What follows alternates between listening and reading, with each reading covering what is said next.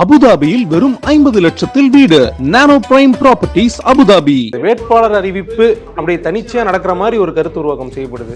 தாவகாக்குள்ள 3 குரூப்பா இருக்கு. இந்த பக்கம் நம்ம அண்ணன் ஆதவ அர்ஜுனா ஒரு குரூப், புஷி ஆனந்த் ஒரு குரூப், அப்புறம் அதுக்கடுத்து அருண்ராஜ் குழுல ஒரு குரூப். இங்க இருக்கிறது எத்தனை பேர்? 3 பேர். 3 பேர் 3 குரூப்பா செயல்பட்டா என்ன இருக்கும்? நான் சொல்ற ஆள போடுங்க, நான் தளபதி, நான் ஜேகே வச்சு கொடுக்குறேன். யாரு? நம்ம புஷி ஆனந்த். இல்லை நாங்கள் ஸ்ட்ராட்டஜிஸ்டாக எடுத்துட்டோம், நாங்கள் வந்து எல்லா கருத்து கணிப்புலாம் பார்த்துட்டோம். இவர் ஒரு ஃபைல் தூக்கிட்டு வராங்க. யாரு? நம்ம ஆதவ அர்ஜுனா. அந்த பக்கம் அருண்ராஜ் வந்து அவருக்கு இன்னும் அரசியல் தெரியும் தெரியல, அவர் 10 பேர் பிடிச்சிருக்கு. அப்பயா உச்சபட்ச குழப்பம் வந்து தாவேகாவில் வேட்பாளர் இது கடையில் என்னன்னா, வேட்பாளருக்கு 2 கோடி ரூபா கேட்கறதா ஒரு தவறு சொல்றாங்க. இப்போ என்னென்ன காமெடினா, ஆனால் எல்லாம் இப்பயே வந்து எம்எல்ஏ மாதிரியே வாழ்ந்துட்டு இருக்காங்க. இப்போ செங்கோட்டை இந்த ஈரோடு அந்த நிகழ்ச்சிக்கு அவர் தனியாக ஏற்பாடு பண்ணிட்டு இருக்காரு.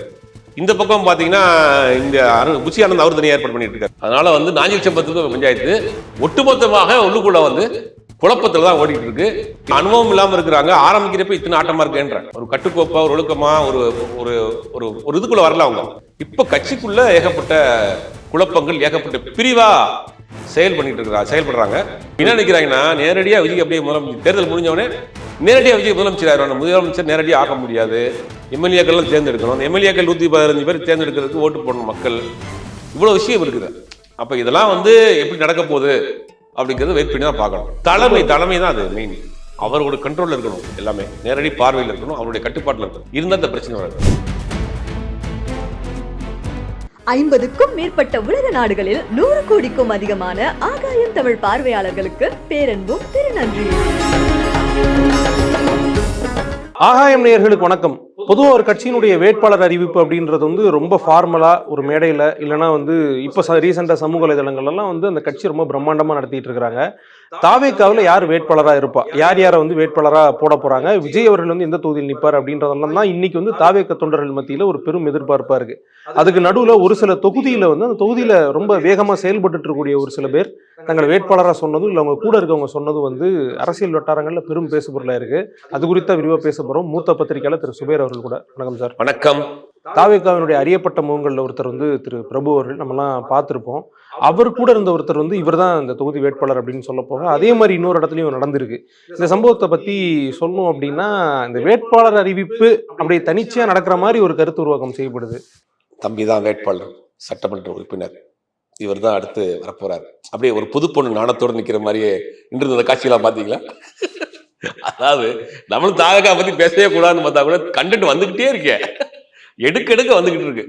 அதாவது ஒரு கட்சியுடைய வேட்பாளர் தேர்வு அப்படிங்கிறது, அந்த கட்சி வந்து ஒரு சர்வே எடுப்பாங்க. இந்த தொகுதியில யார் செல்வாக்கு இருக்கு, இவருக்கு யார் கெட்ட பேர் இல்லாம இருக்கா, பல்வேறு கட்டங்களை பார்த்துட்டு அவர் செலக்ட் பண்ணி மாவட்ட செயலாளர் கொடுப்பாரு. அந்த மாவட்ட செயலாளரும் இந்த கட்சியுடைய தலைவரும் பொதுச் செயலாளரும் எல்லாரும் உட்காந்துக்கிட்டு அவங்க நேர்காணலுக்கு அழைச்சு அவங்கள்ட்ட சில கேள்விகளை கேட்டுட்டு அவங்க ஓகே இவங்க சரியா வரும்னா அதுக்கு பிறகு வேட்பாளர் தேர்ந்தெடுத்து அந்த வேட்பாளரை வந்து அந்த கட்சியினுடைய தலைவர் அறிவிப்பார். இதுதான் வந்து எல்லா கட்சிக்கும் உள்ள வழக்கம். இதுதான் உலக வழக்கம். அதான் இங்க என்ன பண்றாங்கன்னா, நேற்று காலையில இருந்து பயங்கரமான பிளாஸ் நீங்க வேட்பாளர் பட்டியல் வெளியிட போறாங்க, வேட்பாளர் பட்டியல் வெளியிட போறாங்க. பார்த்தா திருச்செங்கோட்டில் நம்ம அண்ணன் புஷி ஆனந்தும் நம்ம அருண்ராஜ் ஐயாராசும் கோயிலில் போய் ஏதோ இதெல்லாம் வச்சு ஃபைல்லாம் வச்சு சாமியெல்லாம் கும்பிட்டு வந்து அனௌன்ஸ் பண்ண போறாங்க அப்படின்னு நினைச்சா, என்னடா எப்படி அனௌன்ஸ் பண்ணுவாங்க? கட்சி தலைவரை காணா, கட்சியுடைய நிர்வாகிகளை காணா, எப்படி செலக்ட் பண்ணானுங்க? எல்லாமே நிர்வாகி தான், கட்சி தலைவர் தானே பண்ணுவார் அப்படின்னு பாக்குறப்ப அதுக்குள்ள ஏதோ ஒரு குழப்பம் நடந்திருக்கு. கடைசியில வந்து நாங்க எதா இருந்தாலும் தலைவர் தாங்க சொல்வாரு அப்படின்னு அவர் முடிச்சுட்டாப்ல டபால். என்னையா இது, நீங்க தேர்தல் வேட்பாளர் சொல்ல போறீங்கன்னு பார்த்தா கடைசியில் தலைவர் தான் சொல்லுவாங்க. எதுக்கு இது கூட்டம் போட்டீங்கன்னா, நாங்க ஆலோசனை கூட்டம் போட்டோம்னு சொல்லிட்டு போயிட்டாப்ல. இதுல பெரிய உச்சபட்ச காமெடி என்னன்னா, இந்த பக்கம் பக்கத்து மாவட்டம் ஈரோடுல அண்ணன் செங்கோட்டையன் பெருந்தளவுல இருக்கு. இங்க நாமக்கல் ஃபுல்லா இவருடைய போஸ்டர் போட்டு வச்சுட்டாங்களாம், புஷி ஆனந்த் போஸ்டர் போட்டு. ஒரே மாவட்டத்துக்குள்ள வந்து வரலன்னு அவருக்கு ஒரு மாதிரி இதாகிடுச்சு. பத்திரிகையாளர்லாம் கேள்வி கேட்க ஆரம்பிச்சாங்க, என்னங்க பக்கத்து மாவட்டம் செங்கோட்டையன்? இல்லை அது பிரிண்டிங் மிஸ்டேக் ஆகி போச்சு, அண்ணன் வந்துருவாருன்னு கடைசியில் அவரை எஞ்சி கூத்தாடி கொண்டு வந்துருக்காங்க. இப்படி தாவேகாக்குள்ள 3 குரூப்பா இருக்கு. இந்த பக்கம் நம்ம அண்ணன் ஆதவ அர்ஜுனா ஒரு குரூப்பு, புஷி ஆனந்த் ஒரு குரூப்பு, அப்புறம் அதுக்கடுத்து அருண்ராஜ் குழுல ஒரு குரூப். கட்சின்னு அந்த மாதிரி சின்ன சின்ன இன்ஃப்ளூயன்சஸ் இருக்க தானே சார்? எல்லா கட்சியும் இருக்கும். இல்ல சார், பொதுவா இருக்கலாமா சார்? பொதுவா இருக்கிற 3 பேருக்குள்ள குரூப் வைக்கலாமா? நீங்க ஒரு 10 பேர் தான் குரூப் வைக்கலாம். இல்ல அப்படி இல்ல சார், கட்சின்னு எடுத்துக்கிட்டாலே ஒரு தலைவருடைய அடிப்படையில் எடுத்துக்கிட்டாதான் இப்ப திமுக இருக்கு, ஒரு மண்டலத்துக்கு ஒரு அமைச்சர் இருப்பாரு, அவர் கீழே ஒரு குரூப் இருப்பாங்க, அவங்க கடைசியில பார்த்தா தலைமை தான் முடிவு பண்ணு வச்சுங்க. ஆனா இங்க இருக்கிறது எத்தனை பேர்? 3 பேர். 3 பேர் 3 குரூப்பா செயல்பட்டா என்ன ஆகும்? ஆதவர்ஜினா இப்ப சர்வே பண்ணிருக்காங்க, ஆதவர்ஜினா 150 வேட்பாளரை தயார் பண்ணி வச்சிருக்காப்லையா. புஷியானது ஒருபடி மேலேயே போய் 234 தொகுதிக்கு வேட்பாளர் ரெடி பண்ணி வச்சிட்டாப்லையா. ஒரு பக்கம் அருண்ராஜ் அவர் ஒரு 100 பேருக்கு வச்சுக்கிறாங்க. இப்ப இது ஒரு 250, இது ஒரு 150, 450 வருது. இல்ல கோரிலேட் பண்ணி கடைசியில எடுப்பாங்களா ஃபில்டர் பண்ணி? அதான் சொல்றேன், 250 பேருக்கு 234 பேருக்கு இவர் வச்சிருக்காரு, 250 வச்சுக்கிறான். அதுல 15 பேர் கழிச்சு 234க்கு என்னுடைய நான் சொல்ற ஆளை போடுங்க, நான் தளபதி, நான் ஜெயிக்க வச்சு கொடுக்குறேன்றான். யாரு? நம்ம புஷியானது. இல்ல நாங்க ஸ்ட்ராட்டஜிஸ்டா எடுத்துட்டோம், நாங்க வந்து எல்லா கருத்து கணிப்புலாம் பார்த்துட்டோம். இவர் ஒரு ஃபைல் தூக்கிட்டு வராராம். யாரு? நம்ம ஆதவர்ஜி தான். அந்த பக்கம் அருண்ராஜ் வந்து அவருக்கு என்ன அரசியல் தெரியும் தெரியல, அவர் 10 பேர் சாக்கு வச்சிருக்காப்லையா. இது மாதிரி உச்சபட்ச குழப்பம் வந்து தாவேகாவில். வேட்பாளர் இதுக்கடையில என்னன்னா, வேட்பாளருக்கு 2 கோடி ரூபாய் கேட்கறதா ஒரு தகவல் சொல்றாங்க. 2 கோடி ரூபாய் ஒரு மாவட்ட செயலாளர் ஒரு வேட்பாளரை கொண்டு வந்தா 50 லட்ச ரூபா ஒரு கமிஷன்றாங்க. அது ஒரு சொல்றாங்க, ஒரு வேட்பாளர் வந்து மினிமம் 2 கோடி ரூபாய் செலவு பண்ணணும் அப்படிங்கிறப்ப அதை வந்து மாவட்ட செயலாளர் தான் கொண்டு வந்து கொடுக்கணும் அப்படிங்கிற ஒரு தகவலையும் அங்கிருந்து வந்துகிட்டு இருக்கு. இதெல்லாம் வந்து வெளியில கொஞ்சம் கொஞ்சமா அங்க அரசு புதுசாக ஒழுங்கு நடக்கக்கூடிய விஷயம் வெளியிலே வர ஆரம்பிச்சிருச்சு. நேற்று பார்த்தீங்கன்னா தாவேக அலுவலகத்துக்குள்ளேயே போய் பேனர்லாம் கூட்டு போய் ஒரு பெரிய ஆர்ப்பாட்டம் போராட்டம் நடத்திட்டாங்க. அது என்ன கணக்கு அப்படின்னா, திருவள்ளூர் மாவட்டத்தில் வந்து ஒருத்தர் வந்து கிழக்கு மாவட்ட தலைவராக இருந்திருக்காரு. அவருக்கும் இங்கே சென்னையில் இருக்கக்கூடிய ஒரு மாவட்ட தலைவருக்கும் பிரச்சனை வந்து அவர் காசை வாங்கிட்டு போஸ்டிங் போட்டிருக்காப்புல. 2 லட்சம் 3 லட்சம் 5 லட்சம். இதுல எதுக்கு காசை வாங்கிட்டு போஸ்டிங் போடுறாங்க? காசை கொடுக்குறவங்க எப்படி பாரு ஆளா இருப்பாங்க பாருங்க, வாங்கி போட்டிருக்காங்க போல. இதுல வந்து ஏமாந்து போய் காசை வாங்கிட்டு தான் போஸ்டிங் போடுறாங்க. அங்க ஒரு பிரச்சனை. இப்போ உள்ளுக்குள்ளேயே இத்தனை குரூப் இருக்கு, இத்தனை பிளவு இருக்கு. இதுக்கடையில பாத்தீங்கன்னா நம்ம டாக்டர் சகலகலா டாக்டர் நம்ம சிவகங்கை பிரபு அவர் வந்து நான் தான் வேட்பாளர்னு அறிவிச்சுட்டாப்புல. அதை வீடியோ எடுத்து போட்டாங்க. சார் அவரு சொல்ல அவர் கூட இருந்த அபிமானிகள் சிலர் அப்படி சொல்லுங்க. ஐயோ சும்மா இருங்க, ஜெயலலிதா இருக்கப்ப அந்த கட்சிக்காரன் சொல்லுவாங்களா, அதாவது அதிமுக போய் நான் தான் வேட்பாளர் யாரும் சொல்லி பிரச்சாரம் பண்ணிட்டு இருக்காங்களா? கேட்க ஆளுன்னு உங்களுக்கு இவ்வளவு இதா போச்சா? என் தளபதி வரட்டும் அப்புறம் இருக்கட்டும் அப்படின்னு அவரு சொல்றாப்ல. இந்த மாதிரி இவர் தான் வேட்பாளர் அப்படின்னு அவர் அப்படியே ஒரு நாணத்தோட நிக்கிறாப்ல. நான் தான் அடுத்த சட்டமன்ற உறுப்பினர் அப்படிங்கிற மாதிரி அவர் நிக்கிறாருங்க. இது வந்து இந்த பக்கம் அந்த பக்கம் கிழக்கு மாவட்டத்தில் அவர் நான் தான் வேட்பாளர்னு அவர் ஒருத்தர் திருவள்ளூர் பகுதியில் ஒருத்தர் வந்து அவரும் வேட்பாளர் நான் தான் சொல்லி கேட்க ஆரம்பிச்சாப்லையா. இப்போ என்னென்ன காமெடினா, ஒன்றும் வந்து தேர்தல் வரல, தேர்தல் தேதி அறிவிக்கல, ஒன்றும் இங்கே வேட்பாளராக என்னன்னு தெரியல, இதுக்கு பிறகு ஜெயிக்கணும். ஆனா இவங்க எல்லாம் இப்பயே வந்து எம்எல்ஏ மாதிரியே வாழ்ந்துட்டு இருக்காங்க. இல்ல சார், என்னன்னா இப்ப கட்சியில வந்து இவங்க கட்சியை விட்டு தன்னிச்சையா செயல்பட்டது கட்சிக்குள்ள ஒரு தப்பா இருக்கலாம், அதை கூட நம்ம பொது வெளியில் விமர்சிக்கணும். ஏங்க ஒரு கட்சி தலைமை கட்டுக்கோப்பா இருக்கணுமா? வேட்பாளர் யார் முடிவு பண்ணுவாங்க? திமுகவை பொறுத்த வரைக்கும் வேட்பாளரை வந்து கடைசி நிமிஷம் தான் வேட்பாளரை வந்து தெரியும். நான் எனக்கே சுவாரஸ்யமான சம்பவம் இருக்கு. ஒருத்தர் உட்காந்து இந்த மாதிரி பேசிட்டு இருக்கிறாரு, நேர்காணலுக்குலாம் போயிட்டு வந்துட்டாரு. வேட்பாளர் பேர் அறிவிக்க போறாங்க, அவர் பேண்ட் ஷர்ட்லாம் போட்டு உட்காந்துருந்தாரு. எனக்கு தெரிஞ்சவர் ஃபோன் வருது, மாவட்ட செயலாளர் உன் பேர் அறிவிக்க போறாங்க, கிளம்பி அறிவாளத்துக்கு. வேக வேகமா ஒரு வேஷ்டியை எடுத்து கட்டிட்டு ஓடுறாப்ல, திட்டு போன பிறகு தெரியுது வேட்பாளர். ஓகே, அது வரைக்கும் சகஜமா பேசிட்டு இருந்திருக்காரு, அவருக்கும் தெரியல. அவர் அறிவாளத்துல வந்து நாங்க ஒரு ஹோட்டல்ல தங்கி இருக்கிறோம், ஹோட்டல்ல உட்காந்து ஆதாரம் பேசிட்டு இருக்காரு. உங்களுக்கு தான் கிடைக்குன்னு நினைச்சிருக்க, பக்கத்துல இருக்க ஜெபக்குமார் கிடைச்சிச்சு. போன் பண்றாங்க இந்த மாதிரி வேட்பாளர் எப்படி இருக்கும், உடனே பக்கத்துல இருக்க ஜெபக்குமார் வேஷ்டியை கட்டி ஓடுறாப்ல தாவி. அந்த மாதிரி வந்து வேட்பாளர் அடிப்பாங்க. ஜபகுமார்ன்றது எங்களுடைய கேமராமேன், அது உதாரணத்துக்கு சொல்றாங்க. அதனால அது மாதிரி சொல்ற உதாரணத்துக்கு அவரு ஒரு தாவேக்காவுடைய தீவிர ஆதரவாளர் இருக்கலாம், அது அவர் தனிப்பட்ட விஷயமா கூட இருக்கலாம் சொல்றேன். அதனால வந்து யாருங்களும் அப்படி கிடைக்கும். அதிமுக அதை விட சுவாரஸ்யமான தகவல், அதிமுக வேட்பாளர் யாருங்கிறது சொன்ன பிறகு அவன் வேட்பாளருக்கே தெரியும். அந்த மாதிரிலாம் நடக்கும். உளவுத்துறை வச்சு அவங்க எல்லாம் ஸ்டடி பண்ணிட்டு இங்க என்னடான்னா, ஒன்னும் தேர்தல் தேதி அறிவிக்கல, ஒன்னும் நேர்காணல் நடத்தல, இவர் கிடைக்குங்கிற ஒரு இது இருக்கும். ஆனா கட்சி தலைமையை மீறி செய்யற விஷயம் இருக்கு. சில தொகுதிகள் வந்து இவங்க தான் நிக்க போறாங்க, நமக்கு ஆப்வியஸா தெரியும்ல சார். இப்ப திமுக அதிமுக அந்த மாதிரி இவங்களும் ஒரு ஸ்டார். அது வந்து தலைமைக்கு கட்டுப்படாத தனம். அது என்ன சொல்றது என்ன வார்த்தை சொல்ல, அதுக்கு அதிக தனம் அப்படிங்கிறது தான் இதுக்கு காரணம். இவர் ஒருத்தர் மட்டும் பண்ணல, இவரும் பண்றாரு, இன்னொரு மாவட்டத்திலையும் பண்ணியிருக்காங்க. நேற்று அருண்ராஜ் அரசு அவரே அறிவிக்க போறதா இருந்திருக்கு. கடைசி நேரத்தில் அதையும் வந்து கூப்பிட்டு அப்படிலாம் பண்ணக்கூடாது, கட்சிகள் குழப்பமாயிரும், அவரையும் ஆஃப் பண்ணிருக்காங்க. இப்போ செங்கோட்டை இந்த ஈரோடு அந்த நிகழ்ச்சிக்கு அவர் தனியாக ஏற்பாடு பண்ணிட்டு இருக்காரு. இந்த பக்கம் பார்த்தீங்கன்னா இந்த புஷியானந்த் அவர் தனியாக ஏற்பாடு பண்ணிட்டு இருக்காரு. இங்கே திருவள்ளூர் ஒருத்தர் வந்து நம்ம இவருடைய போட்டோவே போட்டு போஸ்டர் அடிச்சு விட்டாங்க, நம்ம ஆதவ அர்ஜுனாவுடைய போட்டோ போட்டு. அதை வந்து கடைசியில் ஒரு கட்சியில் நீக்கப்பட்டாங்க. இப்போ கட்சிக்குள்ள ஒரு கோஆர்டினேஷன் இல்லாமல் இருக்கு. இதுல நேற்றுதான் உச்சபட்ச காமெடி வந்து நடந்திருக்கு. அண்ணன் நாஞ்சில் சம்பத் அவர்கள் முதல் முறையா மேடையில் ஏறியிருக்காரு. கொஞ்சம் கோவப்பட்டார் போல. கோவப்பட்டாரு. படாம நினைச்சு அப்படி நீ இதுதான் ஸ்டார்டிங்கு, பேசாம இருங்கலண்டா அப்படின்றாப்ல. இது அன்னைக்கே நம்ம சொன்னோம் சார். அவர் பல்ஸ் வேற, யங்ஸ்டர்ஸ் பல்ஸ் வேற இல்ல. இந்த கட்சிக்கு வந்த நீ அப்பதுக்கு இந்த கட்சிக்கு வந்த இங்க வந்தா நீ பாட்டு பாடணும். நாஞ்சில் சம்பத்தின் குரல்ல பாடினா எப்படி இருக்கும்? அருமையா இருக்கு. நல்ல ஒரு கன்னியாகுமரி தமிழ் அவருக்கு. கன்னியாகுமரி தமிழா இருந்தாலும் எங்க தளபதி பாட்டை நீங்க மேடையில் ஏறி பாடணும். பெண்ணத்தான் உடைக்கட்டுமா அப்படின்னு நாஞ்சில் சம்பத் மாதிரி அப்படி பாடினார்னா அவங்க விசில் பறப்பாங்க. அங்க போய்கிட்டு 10 பாட்டு 8 பாட்டுலாம் நீங்க பாட்டினா 10 தெரியாது 8 தெரியாது, கோட்ல இருந்து ஒரு பாட்டை பாடுமாங்க. பார்த்தோன்னே அங்க இருந்து விசில் அடிச்சாங்க. தாலும் சடார்னு நாள் கோவப்பட்டாப்ல. என்னடா முதல் மேடையில நம்மள ராக்கிங் பண்றாங்க, நாஞ்சில் சம்பத் ராக்கிங் பண்ணிருக்காங்க. அந்த தெரிச்சு ஓடுறாப்புல. ஏற்கனவே சொன்னோம் அண்ணன் எவ்வளவு நாளைக்கு அங்க தாக போறாரு, எவ்வளவு நாளைக்கு அந்த துண்டை முறுக்க போறாருன்னு தெரியல, புழிஞ்சு எடுத்து அனுப்பாங்க போல. அவருடைய உடல் மொழி சார். அப்படி துண்டை முறுக்கிட்டு பேசினாதான் அவருக்கு. ஏன் துண்டை முறுக்காம பேச முடியாதா? அவரும் ஒரு பேச்சாளர் வச்சிருக்காரு. இவங்களுக்கு அதெல்லாம் புதுசாக இருக்கும். என்ன நீ பேசிட்டே இருக்கிற, துண்டை தூக்கி எல்லாம் பண்ணிட்டு இருக்க, நீ என்ன பார்த்து பேசு இல்லாட்டி பாடும்பாங்க. அதனால வந்து நாஞ்சில் சம்பத்துக்கு பஞ்சாயத்து ஒட்டுமொத்தமாக உள்ளுக்குள்ள குழப்பத்துல தான் ஓடிட்டு இருக்கு. இதுல செங்கோட்டையனை பொறுத்த வரைக்கும் அவர் தனியாக செயல்படுறாரு. செங்கோட்டை அதில் அந்த நிகழ்ச்சியில யாருமே இது வரைக்கும் போய் பார்த்துக்கல. நாமக்கல்ல இருந்தா கூட கடைசியில் பிரச்சனை ஆயிடக்கூடாதுன்றதுக்காக தான் இந்த நாமக்கலுக்கு இவர் வர சொல்லி பார்த்துருக்காங்க. இந்த மாதிரி கட்சிக்குள்ள ஒரு கோஆர்டினேஷன் இல்லாம இருக்கு. இதுலதான் இவங்க 234 தொகுதி வேட்பாளரையும் கண்டுபிடிச்சு போட்டு நேர்காணல் நடத்தி இந்த கூத்துக்களை கண்ட்ரோல் பண்ணி இந்த ஆட்களை கொண்டு போய் மக்கள் மத்தியில் நிறுத்தி சேட்டை பண்ணாம ஓட்டு வாங்கிட்டு முதலமைச்சர் ஆகணும். இவ்வளவு சிக்கல் இருக்கு. ஆனா இந்த விமர்சனங்கள் இதெல்லாமே ஒரு பக்கம். இன்னொரு பக்கம் பார்த்துக்கிட்டோம் அப்படின்னா திரு விஜய் அவர்களுக்கு வரக்கூடிய கூட்டம் ஆதரவு. அவரு ஒரு விஷயத்த சொல்றாரு, மேபி இந்த பிரச்சனை அவரும் கணிச்சிருக்கலாம். அவர் சொல்றது என்ன அப்படின்னா 234 தொகுதியில் நான் நிக்கிறதா நினைச்சுக்கோங்க.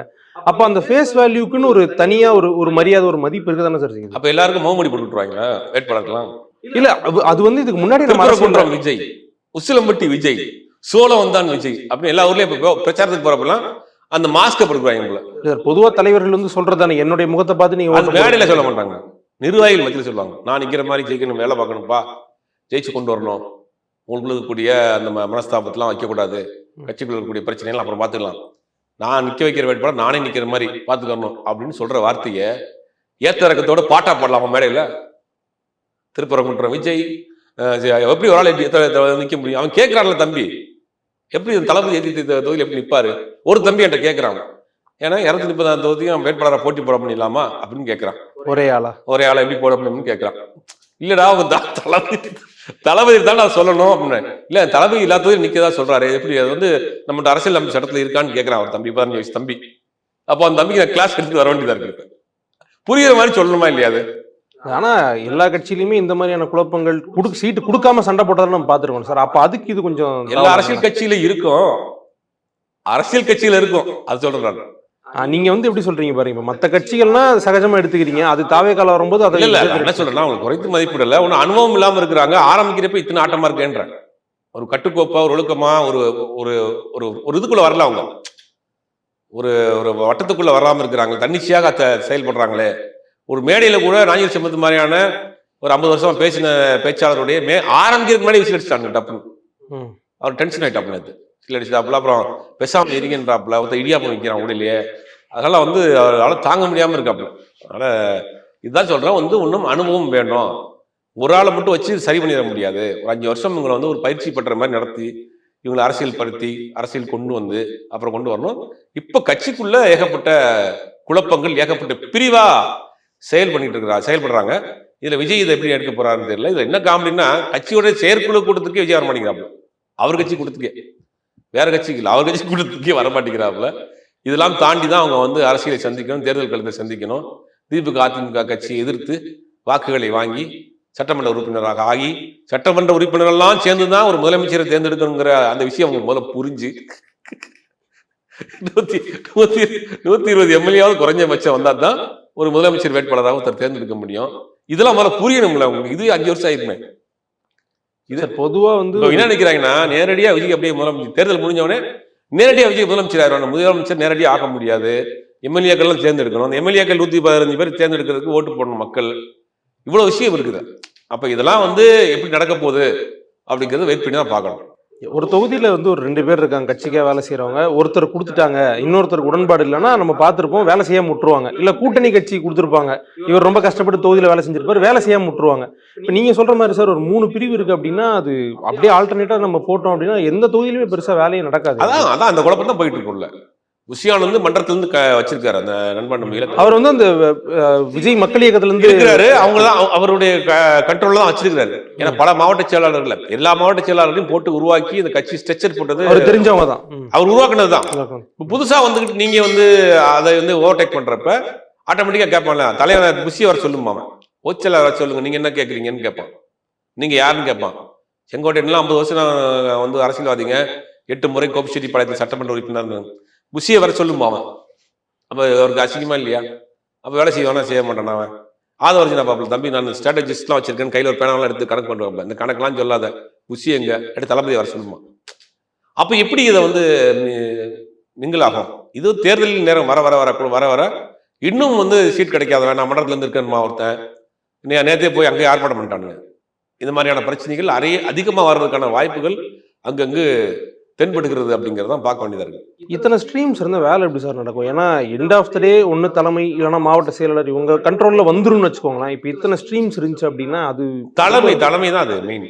அவரோட கண்ட்ரோலில் இருக்கணும், எல்லாமே நேரடி பார்வையில் இருக்கணும், அவருடைய கட்டுப்பாட்டில் இருக்கணும். இருந்தால் அந்த பிரச்சனை வராது. திமுக அதிமுகவில் இப்போ செங்கோட்டையன் இங்கே இருந்து போனார், அதிமுக இருந்து அங்கே அதிமுக செங்கோட்டையன் போன பிறகு குறிப்பாக கொங்கு பகுதியில் இருக்கக்கூடிய அத்தனை நிர்வாகிகளுக்கும் நேரடியாக இவர் கால் பண்ணியிருக்காரு. எடப்பாடி பழனிசாமி இருக்கக்கூடிய மன வருத்தத்தில் இருக்கக்கூடியவர்கள், அதிருப்தியில் இருக்கக்கூடிய எல்லாத்தையும் பேசியிருக்காரு. பேசி நம்ம ஒன்றுபட்டு இருக்கணும் அப்படிங்கிற மாதிரி பேசியிருக்காங்க. ஜெயலலிதாவே அவ்வளவு இதை சொல்லுவாங்க, ஒரு ரொம்ப ஸ்ட்ரிக்டான ஆள், ரொம்ப கோபமான ஆள். ஆனால் அதே ஜெயலலிதா வந்து 91 கட்சி இணைந்த பிறகு தன்னை எதிர்த்து அத்தனை பேரையும் கூட வச்சுட்டாங்க. தன்னை எதிர்த்து ஆர்எம்பியா இருக்கட்டும், சோமா எஸ்டிஎஸ்ஆர் எல்லாரையுமே வந்து அரவணைச்சு கூட வச்சுட்டாங்க. அப்போ அங்கே சிங்கிள் ஃபேஸ் தான் வந்து ஒரு கமாண்டிங் அத்தாரிட்டியா இருக்கும். இங்கே இத்தனை ஃபேஸ் இருக்கக்கூடாது. ஏன்னா விஜய் என்ன சொல்றாரு, தான் வரைஞ்சிக்கிட்டு இவங்கள்ட்ட கொடுத்துறாரு பொறுப்பை. அதான் சிக்கல். ரெண்டுக்குள்ள வித்தியாசம் பார்த்துங்க. திமுக அதிமுக உள்ள வித்தியாசம், நேரடியாக தலைவருடைய கட்டுப்பாட்டில் இருப்பாங்க எல்லாருமே. இவர் என்ன சொல்ற, தலைவர் உள்ள இருந்துக்கிட்டு இவங்கள்ட்ட பொறுப்பை கொடுத்து இவங்களை வேலை செய்ய சொல்றாரு. இப்போ அதுதான் இந்த குழப்பத்துக்கு சிக்கல். இப்போ பொதுக்குள்ள விஜய் வந்தார்னா பொதுக்குள்ள வந்திருக்கவ கட்சிக்குள்ள இருக்கக்கூடிய பிரச்சனையும் அவன் பேசுவான். ஒரு ஒன்றிய செயலாளர் பேசுவான், ஒரு மாவட்ட செயலாளர் பேசுவான், அவனுடைய வருத்தத்தை சொல்லுவான். அப்படியே அதை பாருங்கன்னு கேட்பாங்க. இவர் தான் வெளியே வர்றது இல்லையே. உச்சி தானே போதையும் பார்க்குறாரு. ஒரு பக்கம் ஆதவர்ஜுனா, அருண்ராஜ், இப்போ தலைவரை இவனுங்க பார்க்குறதே வந்து ஏதாவது அபூர்வமாக தான் இருக்கு. அப்போ இந்த குழப்பம் வரத்தானே செய்யும். இந்த கிளாசிக் மாவட்ட செயலாளர் டைப் ஆஃப் பாலிடிக்ஸ் இருக்குல்ல சார், திமுக அதிமுக அந்த மாதிரியான ஸ்ட்ரக்சர் இல்லாத தாவேக்காவுக்கு ஒரு பெரிய பின்னடைவா இருக்கா? பின்னடைவு தான், பெரிய பின்னடைவு. இந்த கட்சிக்கு மட்டும் இல்லை, எந்த கட்சிக்குமே நேரடியாக தலைமையினுடைய கட்டுப்பாடு கண்ட்ரோல்ல ஒரு கட்சி இயங்காம பொறுப்பு கொடுத்துட்டு போனா தேசிய கட்சியில் அப்படித்தான் நடக்கும். காங்கிரஸ் கட்சியில் இருக்கக்கூடிய பிரச்சனை என்னன்னா, டெல்லியில உட்காந்துருப்பாங்க, இங்க ஒரு மாநில தலைவரை போட்டுருவாங்க, இங்க 3 குரூப்பா இருக்கும். ஆனா மாநில கட்சிக்கு அப்படி இருக்கா, நேரடியாக அவங்க கட்டுப்பாட்டு வச்சிருப்பாங்க. ஏறக்குறைய தேசிய கட்சி மாதிரி தான் இன்னைக்கு தாவேக்கப்பட்டு எதுக்குமே அவர் வெளியே வர்றதில்ல, எந்த நிகழ்ச்சியுமே கலந்துக்கிறது இல்ல, தொண்டர்களோட நேரம் இன்ட்ராக்ட் பண்றது இல்ல, அதுக்கு ஆளை போட்டுறாரு, அதுக்குள்ள 3 பிரிவா இருக்கு. இந்த குழப்பங்கள்லாம் தான் நடந்துட்டு இருக்கு. ஓகே சார், அடுத்தது என்ன நடக்குது அப்படின்றத பொறுத்து இருந்து பார்ப்போம். உங்களுடைய நேரத்துக்கும் தகவலுக்கும் ரொம்ப நன்றி சார். அபுதாபியில் வெறும் 50 லட்சத்தில் வீடு. நானோ பிரைம் ப்ராப்பர்ட்டிஸ் அபுதாபி.